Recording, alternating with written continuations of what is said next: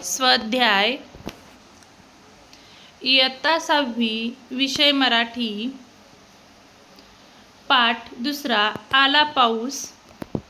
नवीन अभ्यासक्रमानुसार आपण स्वाध्याय अभ्यासणार आहोत। आम्हाला हे समजले। प्रश्न पहिला, चौकटी पूर्ण करा। पाऊस आल्यावर ओले झालेले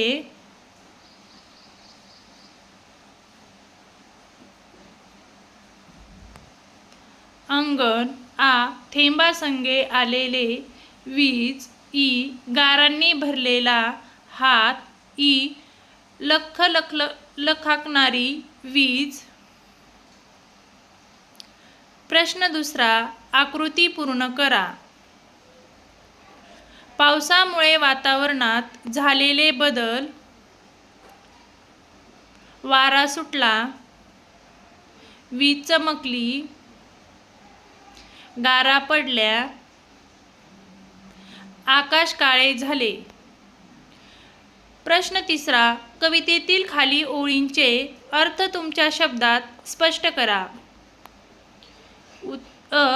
आला पाऊस, आला पाऊस, कब्बीन काळे हत्ती, निळ्या नभगणी सैरावैर धावते सुटती। उत्तर, या ओळीत कवीने पावसाळी ढगांची तुलना काळ्या हत्तीशी केली आहे।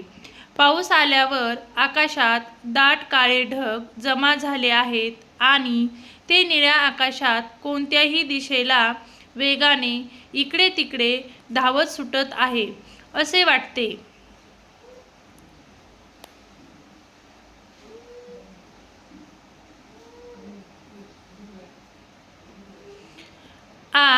आला पाऊस, आला पाऊस, पांगळ्या गळती, थरथरणारे पंख मिटूनी चिपाखरे बसतील।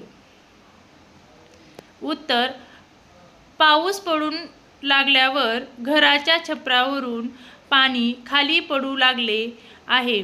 पावसामुळे गारवा वाढल्याने आणि भिजल्याने पक्षी आपले पंख अंगाशी मिटवून शांत व स्वस्थ बसली आहेत। प्रश्न चौथा, खालील अर्थ व्यक्त करणाऱ्या ओळी शोधून लिहा। पाऊस पडत असताना त्यात खेळणारी खोडकर मुले विजेचा लपलाट होतच घरात पटकन पडतात।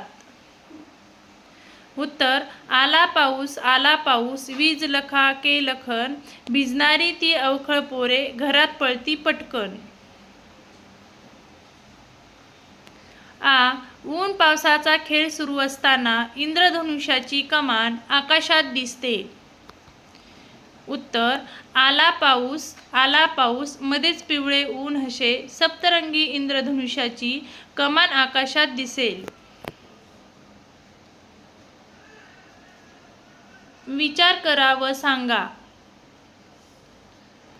प्रश्न पहिला, पावसात भिजण्याचा तुम्ही घेतलेला आनंददायी अनुभव थोडक्यात सांगा। उत्तर, एकदा मी आणि माझे मित्रमैत्रिणी शाळेतून घरी येत असताना अचानक जोरात पाऊस सुरू झाला।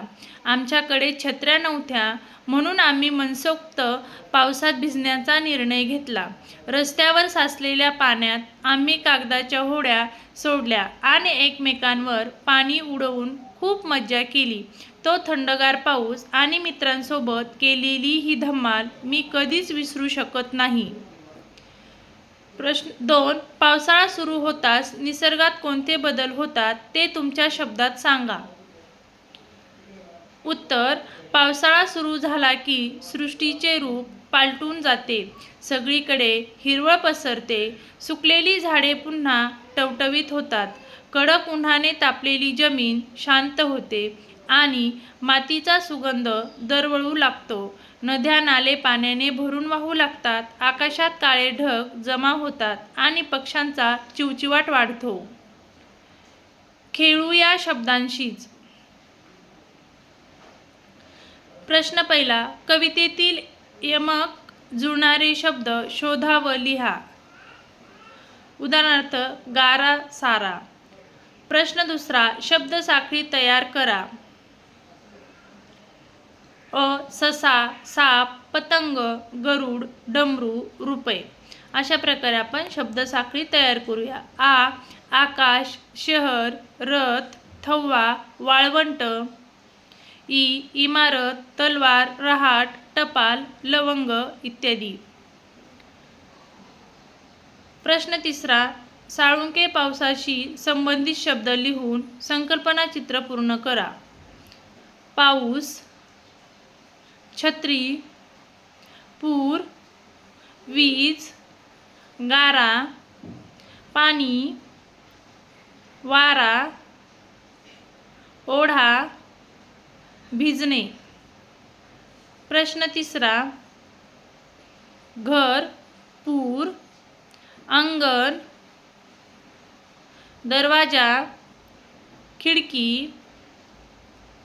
छप्पर, भिंत, देव्हारा, बाग.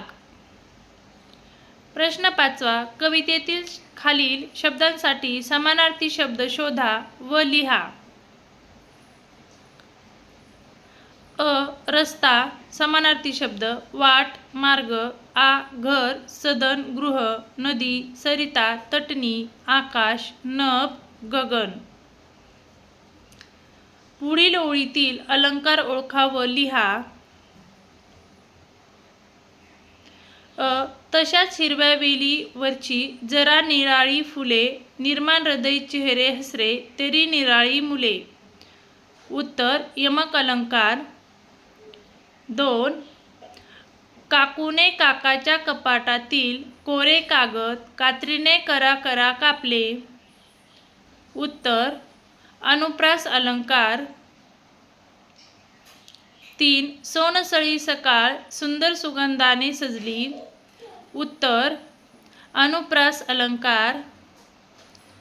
4. फिट्या अंधाराचे जाळे झाले मोकळे आकाश, दरी खोऱ्यातून वाहे एक प्रकाश प्रकाश. उत्तर यमक अलंकार.